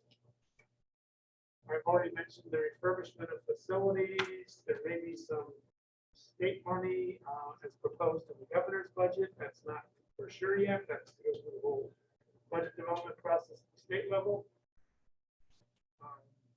One of the issues is when to have breakfast, where to have breakfast. We can't make it before school, during school, during a break, as long as that break's at least 2 hours before lunch. So for example, Mountain View Westman, they were serving breakfast during the break in the morning at the junior high where we were visiting last week.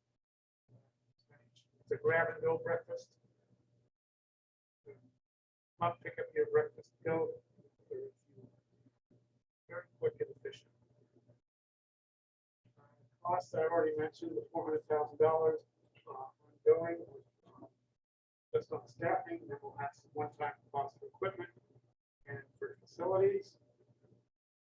Do you have any questions? Where we're at so far? If there's any public comment on this, please raise your hands now. Any clarifying questions for Andy on this one? I have one. If we go down this path, is this the only lunch program we'll be doing? Sorry, Stephen. If we move to this model, when we move to this model, will this be the only lunch program we're doing moving forward? in terms of will we have like pasta market or something else? No, this will be the only. That's what I wanted to. It would be much too difficult to try to administer and and deal with the complaints or whatever about Yep. multiple. So we're still down to one version of lunch to everybody. Yes. That's all I want to know. For Randy, oh, I just blanked on my question. Oh, you said there might be money from the government's budget for this. Would we qualify as a basic aid district for any of those things? So this is just for the facilities, right, for refurbishing kitchens. Oh. And I think that it is, right now, it is, all districts are eligible, Okay. okay? There doesn't have to be a, large number of budgets. I think there's a base that all districts are eligible for, and then districts in lower income areas, and they get enhancement beyond the base. I think it is up to $100,000 for the base. If that goes through. Seeing no questions or hands raised, I'm going to close public comment. Any other discussion topics? Yeah, well, as a follow-up to your question about pasta market and other things, I think given the expected reaction to this change, I would like to suggest that we adopt a formal policy around what is and is not allowed or in terms of lunch outside of this policy, because I can imagine some parents organizing together to create an alternative lunch program. And I want it to be very clear up front across all of our schools what is and is not acceptable. So that when they go to the principal and ask, hey, or don't ask, even worse, and DoorDash just shows up with 60 lunches from Armadillo Willie's, that it's clear what crosses the line. I've seen that happen, not 60, but a bunch of lunches from a sushi place.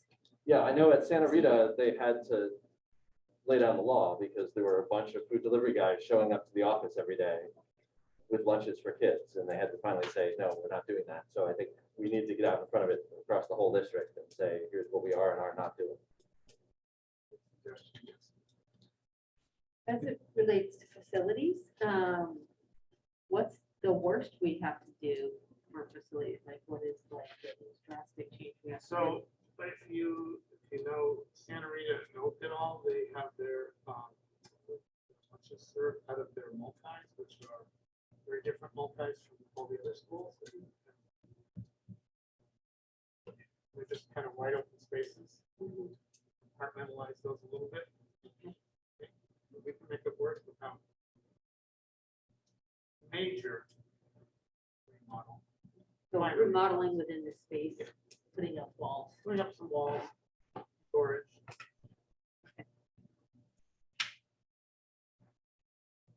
Any other questions at this point? Randy, did you just discussion of brings up to speed, Yeah, just right? to bring you up to speed on where we're at. So now we're going to move on to action item number 7, comprehensive school plan. This is Green and Mr. Bear.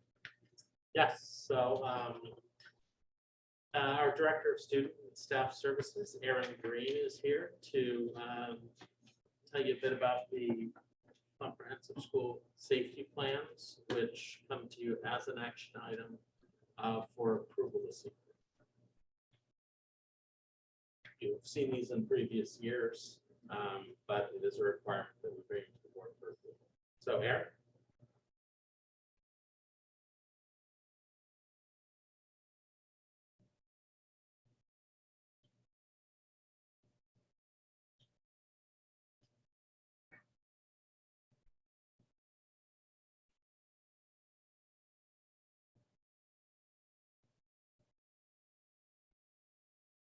So you promoting it.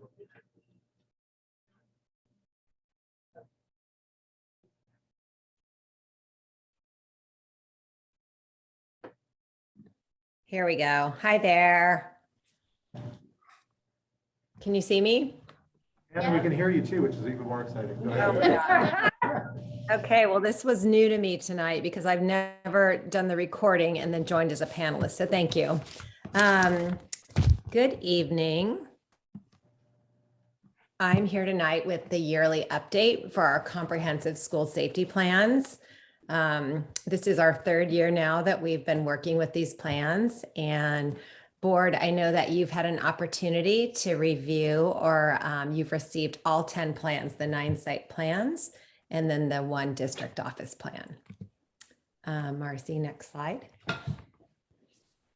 Thank you. So much like we do every year, the plans are required to be updated by the principals and school sites. They're required to be approved by the board by March 1st each year. So we're right on target to do that. The special focus topics this year, in addition to regular school safety, are mental health needs, crisis response, and then of course, our favorite topic, infectious disease and pandemic. That's just been kind of a given for the last almost exactly 2 years now. Next slide. So this year, since we've been deep in the pandemic for the last 2 years, our top priority, and I know it's been the board's top priority, has been to keep the health and safety of our entire district, community staff and teachers at the center of what we're doing. And we know that the best thing for students and for staff is to be on campus, in school, functioning and learning in person. So that data we've been using to work on how we're operating. And so for our goals this year, we're really focusing on the mental health and how we can keep our schools open for everyone. I think we're ready for the next slide. So I don't know if you remember from last year, but when we do our comprehensive safety plans, there's 2 categories of goals. We have the physical safety goals, like examples of those have been, we're going to improve the aesthetics of our school. We're going to recruit more yard duties. We're going to do things that enhance the physical safety of the school. And then the other goal is a social emotional goal, and that's really focused on mental health and social emotional learning. So our entire district goal this year has been really focused on the mental health support for everyone. And what that means is we're focusing on getting staff help, staff support, and opportunities for them to stay healthy. And then in turn, the schools are focusing on getting the students supports and also implementing the SEL curriculums at all of the sites. The other large goal that we have at the district is we are defining and working on our district crisis response team. And we're putting together a team to address trauma and crisis when incidents arise, and really have a protocol so we always know what to do. And we have processes across LASD. Next slide. So I went very briefly and very quickly over those. Do you want to ask some questions about any of our district goals or some of the site goals or anything in general? I ask if anyone wants to comment on this agenda item, please don't raise their hand now. And board, any questions Karen, on the site plans?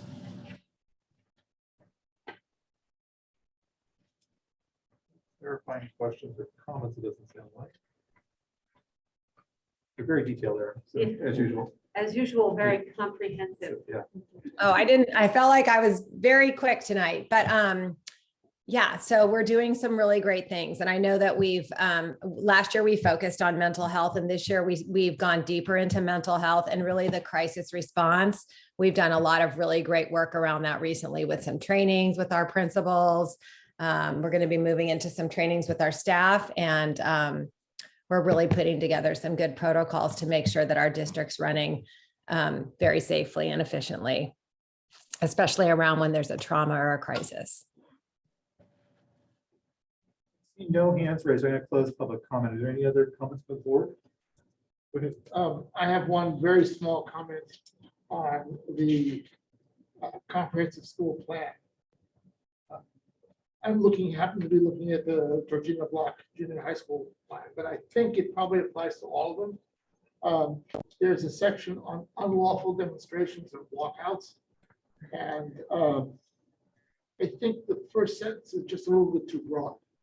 that unlawful demonstration of work conduct is any unauthorized assemblage on or off campus by staff or students for the purpose of protests or demonstrations. If you would just take a look at that and tweak it as necessary, it's not a big deal. I just think it's just a little bit too broad, that's all. Okay, thank you. I will do that. Any other comments? Other than that, it's very thorough. It's not quite as exciting as Sandra's presentation. I seem to always get the presentations that don't get a lot of accolades or excitement. You're very excited You just- about the You comprehensive. enthusiasm, Erin. Yeah, You just have to say you're excited about it, and you can pass that bar. No, but I am excited that we're getting these protocols in place, and I am excited that our district is, I really feel like we have a confidence now, and when something happens, we know what to do, and we're putting these processes in place so people are feeling confident and safe, and that feels really good. Thank you. Thank you, Erin. That's awesome. Appreciate it. Thank you. Bye. All right. Bye-bye. And moving on to our last action item. Are we voting on Take this? action. Oh, do we have to vote on this? Yeah. I move to I'm approve sorry. the site safety plans. Second. Move, seconded, all in favor? Aye. Thank you, guys, I missed that part. The word action just wasn't sinking into me. For helpers. Or helpers, well helps. So as we mentioned at the beginning of the meeting tonight, that we're going to have to start looking at hiring a couple of superintendents for the last half of this year. And I kind of put together just a couple of slides to help us start the discussion around that. There are two very different positions. One is one that we hire as a board, and one is hired by the superintendent's office moving forward. And I just kind of wanted to make sure the community understood that. One of the things we've done already is reached out to some hiring firms to help us for the superintendent role to solicit community input and figure out how to hire, how to broadcast, and the process we're going to go through. And we'll be reviewing those probably at another meeting, public meeting. We're hoping later this week. We just got them over the weekend. We didn't have a chance to go in depth. We wanted to bring them in for commentary. The assistant superintendent role is actually hired by the superintendent's office. What we would like to do is make sure that whoever takes on the superintendent role has a chance to make that final decision. But that means that we can't do a lot of steps in advance of that. And we're going to follow the hiring process that we normally do for principals, which is come up with the best recruitment strategy that makes sense for that outreach, and then engage constituencies to review those anyone who's applying, both as a resume review panel as well as an interview panel, and then create a final list of potential hires for the new superintendent to review and hire and make the final decision. There is the plan of how we're trying to approach this. And Marcy, you might go to the next slide for me. And what I try to do is just to outline a couple of high-level timeline of what we're trying to do when. We have job descriptions actually in draft form now. We need to get those approved soon. Engage a search firm. Those are all things we're trying to do in the month of February. By the end of February, we're hoping to have the jobs posted, and the community engagement process that we're hiring the firm to do has begun, with a final report out on that community engagement process sometime in March. We should only show it now about the middle of March, but the reality will be somewhere in the March timeframe. Meanwhile, people will be applying for that job, we're hoping, and we can do candidate reviews and interviews using people input from the community about the engagement for us to make decisions about that. And that process right now is going to be pretty much board driven. And I'm gonna keep talking, you guys can interrupt me whenever you want. Right now, I've got an offer letter going out in April. I'm hoping for the middle of April, but the reality is that's probably aggressive. We want to make sure we have the right candidate versus giving a timeline. So as you can see, we have some wiggle room there. But best case scenario, we're able to move forward with that. The assistant superintendent job is one that's got a very different sort of timeline to it. Again, kind of come up with select that review committee, interview committees. That will be something that we'll be looking at the superintendent's office to drive and come up with a team to do that. The description would get posted and the recruitment started. Candidates would go through that process. So the interview committees, hopefully coming down to a short list of 2-3 candidates that make sense, that we could then provide to the superintendent for the final review, interview, and decision-making process. And that's kind of what we're looking at. Under this scenario, life is sunshine, everything works really well. We have candidates that we love right up front. We're able to bring people in that make sense. The reality is it can be very different. But just want to make sure that we're kind of want to get the community to understand what we're doing, what we're thinking of doing, and how we're going to try to move this along forward in parallel with each other, and still have the new superintendent make the final decision on the assistant superintendent role when they take that office.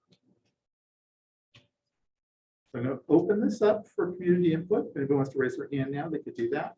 Meanwhile, any clarifying questions for the board? I think we've talked about it, but certainly looking for commentary. Just to make a clarifying comment, that the new superintendent's first day on the job will be July 1st, Yes. 2022. So I think like in the lower part here, we have superintendent review interview for the assistant super role. That's sort of the incoming superintendent. Yep. But Jeff will remain superintendent through the end of the school year. That's the dotted line. Is that feeds the bottom line? That's my logic. The dotted line. Just want to say that again. Appreciate it. Any other comments? Oh, I have one person. Oh, go ahead. Does that mean that the assistant superintendent also starts July 1st? Yeah, they all do. I do have one request to address the board, so I'm going to open that up. John Bennett.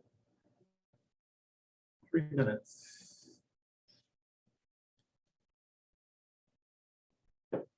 There we go. Hi. Just quick, I wanted to thank Jeff for his service on behalf of Santa Rita and the Santa Rita PTA. You will be missed, and your contribution has been invaluable. Thank you. Thanks, John. And like I said early on when they first covered this, we'll be spending a lot more time talking about Randy and Jeff to embarrassing levels later on. But right now, we're trying to get the process in place and moving forward with John. Thanks for that. Thanks, John. Any other comments from board about this moment? So just one, if we go back and look at the timeline there. Yep. I'd like to emphasize that as far as the superintendent is concerned, to a major extent, we are going to ask the entire community to provide us with it. And we will take that. I mean, it's listed on there, but yep. I just want to emphasize it. Yep. And we will take, the board will take that input into consideration, serious consideration, before we take off. And that the search firms that we hire have already incorporated that sort of community outreach and distilling of the sentiment of the community into their proposals. Our very next step is to probably choose one or two of them.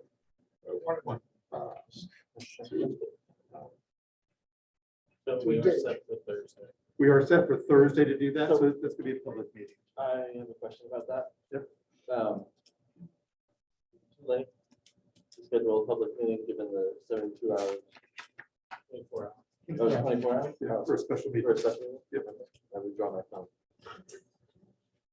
See, the community engagement, that's only it's not, the community is not providing input on the short list of candidates. No. Like, we like this person or that person. It's the qualities that they're looking for in a superintendent. What are they looking for in a superintendent? Type of questions are what we're trying to gather in. I just want to be very clear. Yep. It is quite literally the most important decision we make as a board. Yep.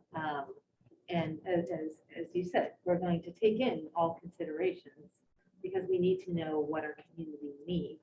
Right. And get that filtered down to what does that mean in a candidate. Echoing John, we're sad that we're replacing this hole. Now start questioning you guys. Any other comments? Ooh, I gotta look. Any other comments? Nope. Okay, that's the last. We're going to close that one and move on to board administration comments. Sandra.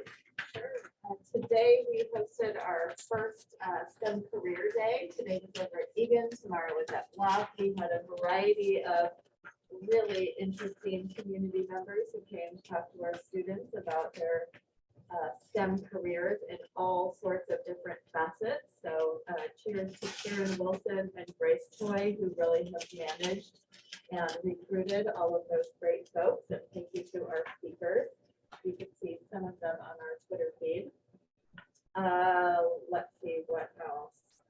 I'm going to be coming in March around to provide an update around two areas for you. One is our wellness committee. So we had our first curriculum review last Tuesday, and we have a second curriculum review next Tuesday. So after that, I'll come to give you guys an update on where we are in the process, what we've learned, and I think you'll find that very interesting. Another presentation I'm going to bring to you in March is I've been attending all sorts of webinars around universal pre-K, which is really TK for us, and the the ELOP, Extended Learning Opportunity Program, which is different than the Extended Learning Opportunity Grant and plan that you've already approved, and just how those two pieces work together and what our obligations are for next year and all of those pieces. So I want to make sure that you have that information. And then wanted to celebrate, we have about 20 teachers who expressed interest in getting their Google certification level 1. We found a really interesting opportunity to pull together a cohort of teachers. And I put it out, and our teachers are excited to kind of up their tech skills a little bit. It's specifically designed for teachers. So it's really terrific that our teachers are going out there and getting techier.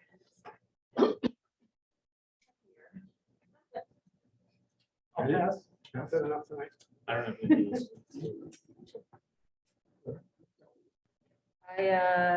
I did the volunteered at the Block Vaccination Clinic last week. It was definitely lower attendance than prior. I think we kind of hit a watershed as to vaccinations, at least in our area. Everybody's really happy we were there.